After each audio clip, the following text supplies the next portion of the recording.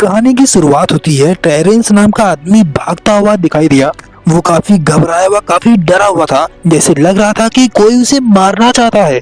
तभी वो तेजी से भागते हुए रूम के पास पहुंचा तो उसने देखा कि वहाँ पे ताला लगा हुआ था। टेरेंस काफी घबराया हुआ था। जल्दी से उसने ताले को तोड़ा और रूम के अंदर चला गया। वह जैसे ही अंदर घुसा तो उसने देखा कि चारों तरफ शीशे दिखाई दे रहे थे। टेरेंस उन शीशों को देखकर पूरी तरह से घबराया हुआ था। इसके बाद टेरेंस ने सामने के शीशे में जब ध्यान से देखा तो शीशा अपने आप चटकने लगा, जैसे लग रहा था कि कोई वहाँ पर है। तभी टेरेंस ने कहा कि मैं यहाँ से भागना नहीं चाहता, मुझे मत मारो।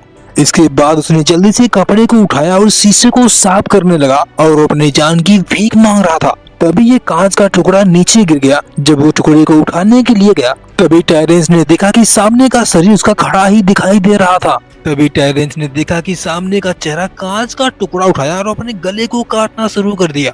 इधर देखते हैं कि टेरेंस का गला भी अपने आप कटने लगा और उसकी मौके पे ही मौत हो गई। दूसरी तरफ देखते हैं कि बेन नाम का आदमी, जिसका जॉब छूटने की वजह से वो काफी परेशान था। बेन ने जल्दी से कुछ दवाइयाँ खाकर लॉरेंस नाम के आदमी से जब मिलने के लिए गया। बेन लॉरेंस से मिलने के बाद जब उसने जॉब के लिए कहा तो लॉरेंस ने बताया कि वॉचमैन का जॉब खाली है। तभी लॉरेंस ने कहा कि अगर तुम चाहो तो वॉचमैन का जॉब कर सकते हो। बेन के पास और कोई भी रास्ता नहीं था तो वो वॉचमैन के जॉब के लिए तैयार हो गया। जब बेन ने लॉरेंस से पूछा कि तुम यहाँ पर कितने सालों से काम कर रहे हो, लॉरेंस ने बताया कि मुझे यहाँ पर 15 साल हो चुके हैं। लॉरेंस जहाँ पर काम करता था वहीं पर एक बड़ी सी इमारत थी जिसमें आग लग चुकी थी। इस हादसे को लगभग 5 साल हो चुके थे। लॉरेंस जब बेन को घर के अंदर ले गया उसने बताया कि अब तो यहाँ पर बिजली भी नहीं रहती है। तभी लॉरेंस ने बताया कि रात को मैं भी यहाँ पर नहीं रहता, मुझे भी डर लगता है। लॉरेंस ने बेन से बताया कि तुम इन शीशों से दूर रहना, ये बहुत डरावने लगते हैं। इसके बाद लॉरेंस ने बेन को वहाँ का सारा कमरा दिखा दिया।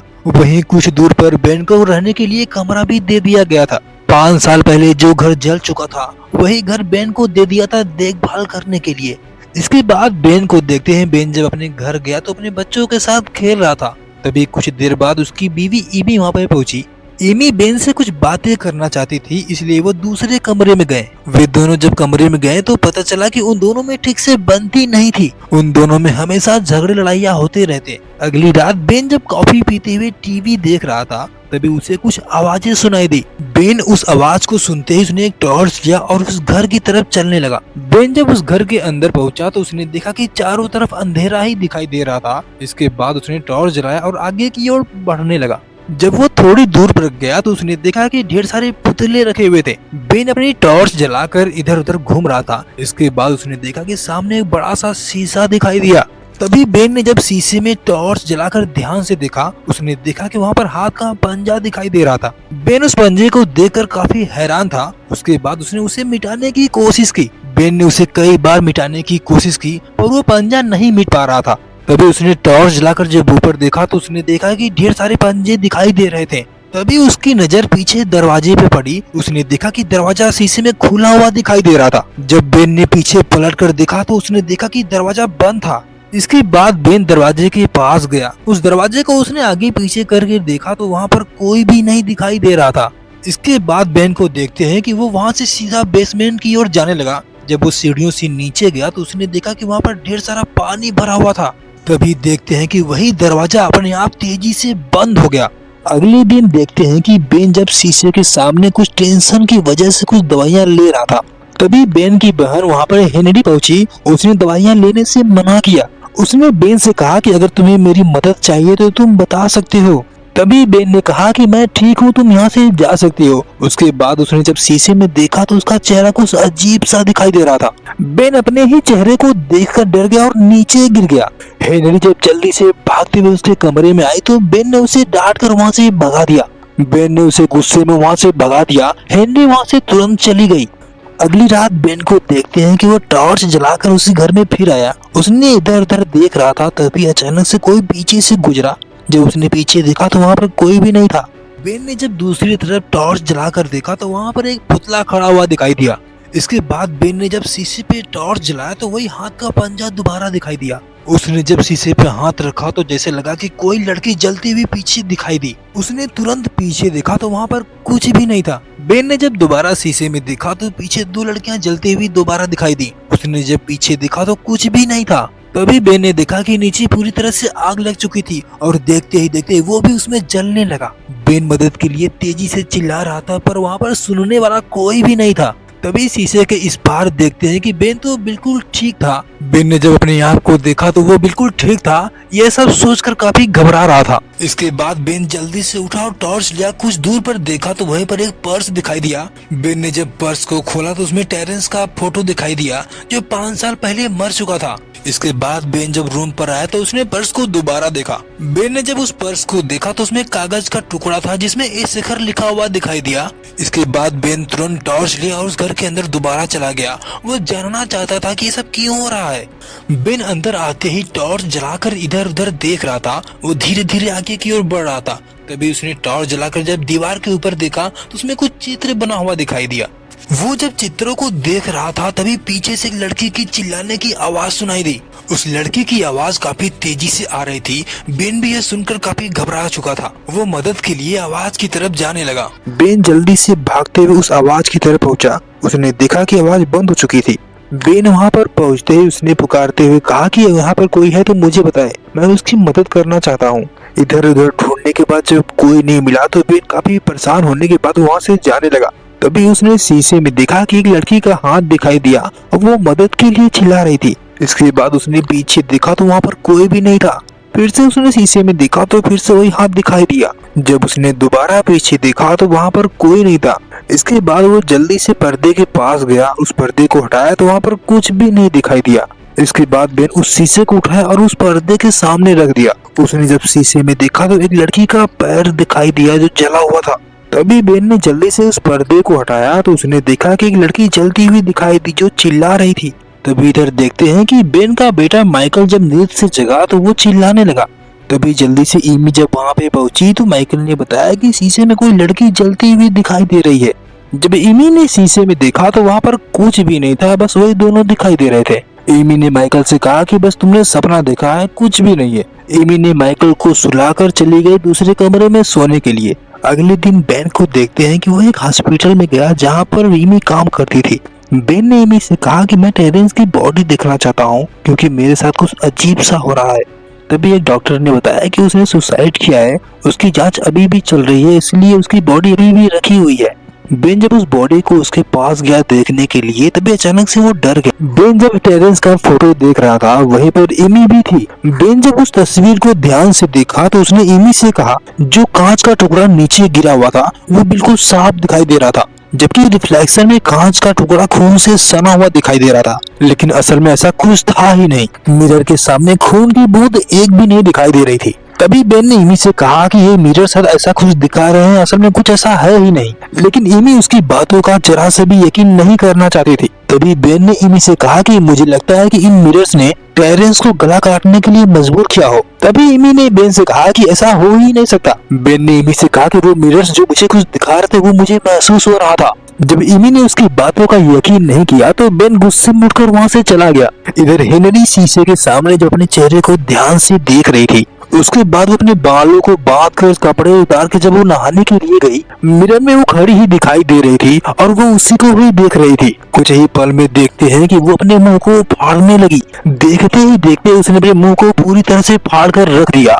इधर हेनरी का भी मुंह फट गया और जिसकी वजह से उसकी मौके पे ही मौत हो गई। हेनरी चीखती चिल्ला रही थी पर वहाँ पर बचाने वाला से कोई भी नहीं था। कुछ देर बाद जब वहाँ पर पुलिस वाले पहुंचे तो उन्हें कोई भी सुराग नहीं मिला। जब बेन को पता चला तो वो भी भागते हुए आया, लेकिन पुलिस वाले ने उसे अंदर जाने से मना किया। जब पुलिस वाले ने उसे छोड़ दिया तो वो जब अंदर जाकर देखा तो उसे देखते ही उल्टियां आने लगी क्योंकि हेनरी की मौत काफी दर्दनाक हुई थी। इसके बाद बेन इस जगह पर बैठकर रोने लगा और वो अपने आप को काबू नहीं कर पा रहा था। जब पुलिस वालों ने छानबीन की तो कुछ पता ही नहीं चला कि कैसे उसकी मौत हुई, लेकिन बेन को पहले ही शक हो चुका था कि ये सब किसने किया है। इसलिए देखते हैं कि वो उसी घर में जाता है और उस कांच को तोड़ने की कोशिश करता है। बेन ने उस कांच को तोड़ने की बहुत कोशिश की पर उस कांच में जरा सा भी खरोच नहीं आया। बेन थक कर पूरी तरह से हार चुका था, बैठकर वहीं पर रोने लगा। कुछ ही पल में बेन ने देखा कि कांच पर ए शिखर लिखा हुआ दिखाई दिया। इसके बाद बेन तुरंत वहां से उठा और ए शिखर की तलाश में निकल पड़ा। जब ए शिखर की तलाश में बेन वहां से निकला तो उसे पता चला कि उस जगह पे कई लोगों की जाने जा चुकी है। बेन ने कुछ दिन बाद इस शिखर को ढूंढ लिया, लेकिन पता चला कि वो तो मर चुका था। बेन जब एक आदमी से मिला तो उसे पता चला कि उस आदमी ने इस शिखर का कुछ पल का वीडियो भी रखा हुआ था। बेन ने जब उस वीडियो को देखा तो उस आदमी ने बताया कि वो कांच को तोड़ना चाहता था। तभी उस आदमी ने बताया कि उसने मेरे पूरे परिवार को मार चुका है। तभी उसने बताया कि उन मिरर ने मुझे भी इस शिखर को ढूंढने के लिए कहा था। बेन इतना सुनते ही पूरी तरह घबरा गया और तुरंत वहाँ से उठा और एमी के पास जाने लगा। बेन समझ चुका था कि अगर उस समय पर अपने परिवार के पास नहीं पहुंचा तो वो परिवार को खो देगा। सच तो ये था कि असल में उसे भी नहीं पता था कि ये शिखर कौन है। बेन जल्दी से घर पहुंचते ही उन मिरर को बाहर निकाल कर रखने लगा और बाकी मिरर बचे हुए थे उनको पैंट करना शुरू कर दिया। जब एमी को पता चला कि बेन घर पर आया है तो वो भी जल्दी से भागते हुए घर पर आ गई। एमी वहाँ पहुँचते ही बेन को वहाँ से बाहर जाने के लिए कहा, क्योंकि बच्चे पूरी तरह से डर चुके थे। बेन एमी को हमेशा यकीन दिलाने की कोशिश कर रहा था। जब एमी को यकीन नहीं हुआ तो बेन एक मिरर को बाहर लेकर आया। इसके बाद बेन ने उस पर कई गोलियां चलाई। उसे लगा कि मिरर ठीक हो जाएगा, पर वो वैसा का वैसा ही रह गया। तभी बेन ने देखा कि उसके बच्चे उसे ही देख रहे थे, लेकिन ये सब देखकर एमी को और गुस्सा आ रहा था। उसे लग रहा था कि बेन तो पूरी तरह से पागल हो चुका है। फिर भी एमी उसे समझाने की कोशिश कर रही थी। जब बेन को कुछ समझ में नहीं आया तो सीधा वो वहाँ से निकल गया। एमी ने उसे रोकने की बहुत कोशिश की, पर वो रुका ही नहीं। बेन जब रास्ते में जा रहा था तभी उसने शीशे में देखा कि एक लड़की बैठी हुई थी जिसके मुंह पे खून लगा हुआ था। बेन उसे देखते ही घबरा गया। उसकी गाड़ी दूसरी तरफ जाने लगी थी, लेकिन जैसे तैसे करके उसने गाड़ी को संभाल लिया। बेन को देखते हैं फिर से उसी बेसमेंट में चला जाता है जहाँ पर ढेर सारा पानी भरा हुआ था। कुछ दूर जाने के बाद उसने देखा कि एक दीवार के कोने से पानी निकल रहा था। जब वो उसके करीब गया तो उसने देखा कि वहीं पे जॉन मैथ्यू नाम से एक हॉस्पिटल लिखा हुआ दिखाई दिया। कुछ ही पल में बेन ने उस दीवार को तोड़ा तो उसने देखा कि अंदर तो कुछ अजीब सा जगह दिखाई दे रही थी। उसने जब अंदर जाकर देखा तो एक कांच के घेरे में एक कुर्सी रखी हुई थी। जब वो उसके अंदर गया तो उसने देखा कि उसके चारों तरफ मिरर ही दिखाई दे रहे थे। इसके बाद बेन उस कुर्सी को ध्यान से देख रहा था। यहाँ पर क्या हो रहा था उसे कुछ भी समझ में नहीं आ रहा था। इसके बाद बेन वहाँ से बाहर आया। उसने अपने फ्रेंड क्लैरी को कॉल लगाया। बेन ने क्लैरी से कहा कि एस एन मैथ्यू हॉस्पिटल है जो 50 साल पहले बंद हो चुका है। ये हॉस्पिटल भी उसी बिल्डिंग के पास था जो 5 साल पहले जल चुका था।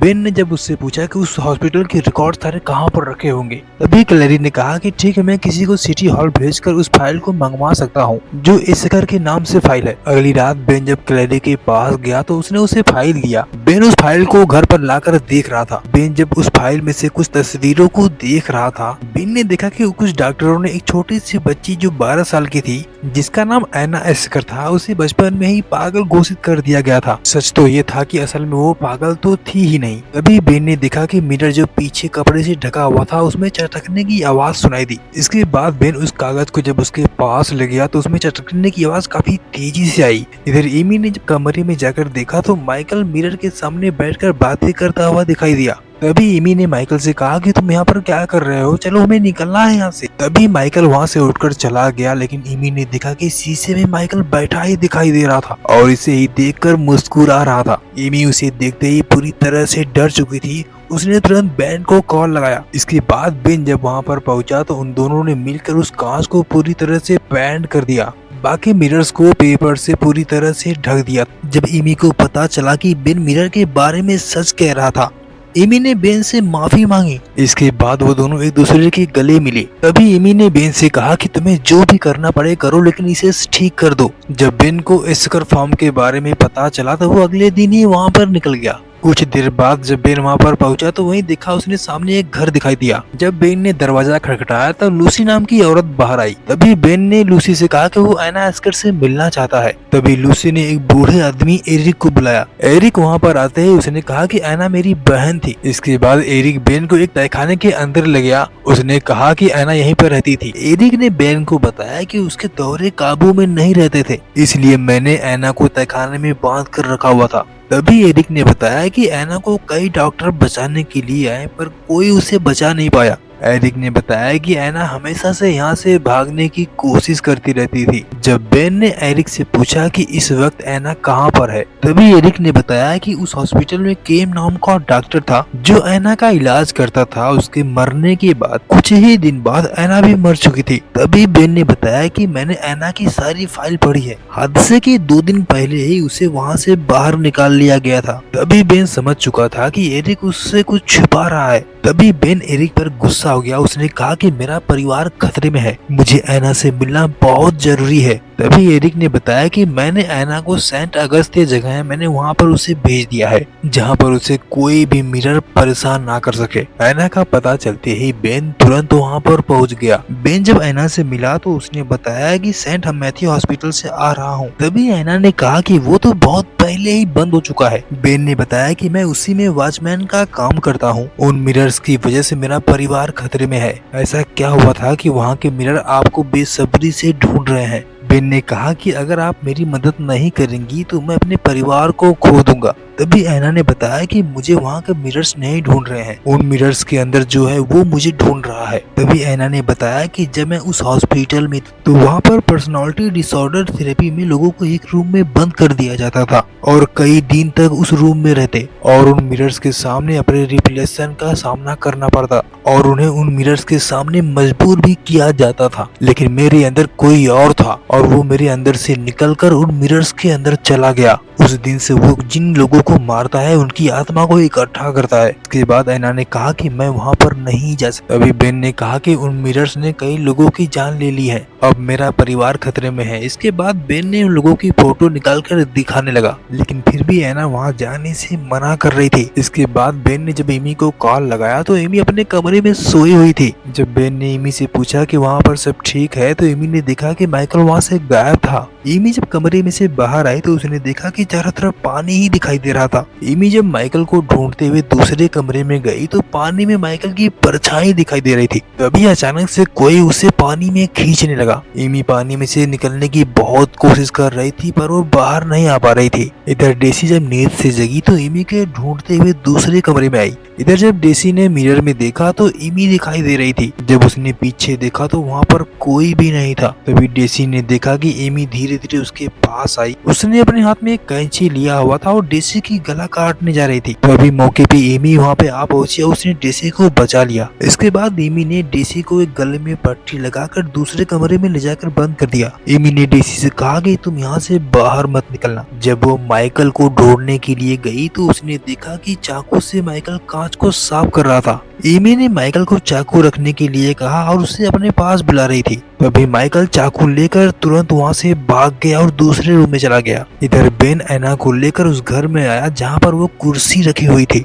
ऐना आते ही उस कुर्सी पे बैठ गई। उसने बेन से कहा कि वो मेरे हाथ पैर बांध दे। जैसे लग रहा था कि उन मिरर्स में से कोई उसे मारने की कोशिश कर रहा है। इधर एमी जब माइकल को ढूंढते हुए दूसरे कमरे में गई तो उसने देखा कि वो तो पानी के साथ खेल रहा था। तभी एमी जब माइकल के पास गई तो उसने देखा कि माइकल तो जमीन के अंदर चला गया। एमी उसे देखते ही चीखने चिल्लाने लगी और उसे बचाने की कोशिश कर रही थी। इधर बेन ऐना को बांध कर वहाँ से बाहर निकल गया। इसके बाद ऐना आंखें बंद करके कुछ मंत्र पढ़ रही थी। ऐना ने जैसे ही अपनी आंखें खोली तो उन भूतों ने उस पर हमला कर दिया और सारे मिरर टूटकर बिखर गए। इधर माइकल भी अपने आप बाहर आ चुका था लेकिन वो बेहोश था। कुछ देर बाद बेन जब अंदर जाकर देखा तो वहाँ पर ऐना गायब थी। तभी कुछ देर बाद बेन ने देखा कि ऐना तो एक खतरनाक भूत बन चुकी थी। उसने बेन पर हमला करना शुरू कर दिया। बेन अपनी जान बचाकर वहाँ से बाहर भागने की कोशिश कर रहा था लेकिन वो उसे बाहर नहीं जाने दे रही थी। बेन वहाँ से बाहर निकलने की कई कोशिशें की फिर भी नाकाम रहा।